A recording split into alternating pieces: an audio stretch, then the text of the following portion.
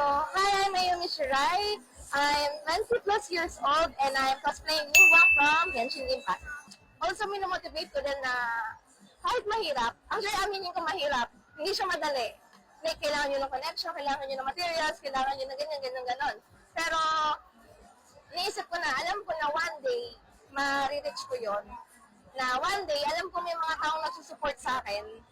As long as, of course, you do good, di ba? You do good to them, of course, babalik at babalik ka sa'yo. One day, you will never know, pero masusurprise ka. As long as you put so much effort to it.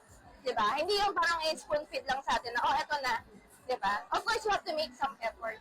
And of course, to fight those negativities din na kumakain sa isip mo, always think na there are people around you, minsan pa nga random people na nagsusupport sa'yo. Like, example sa side ko, kaka-perform ko, hindi ko alam, may nai-inspire na pala akong tao. Biglang nalapit sa akin, Ate Mayo, alam mo ba, na-inspired ako, paano po ba maging performer? So, parang mas nang-motivate na tuloy yung lalo ako na, may nang-motivate na pala ako, sige, push na natin. Ayun.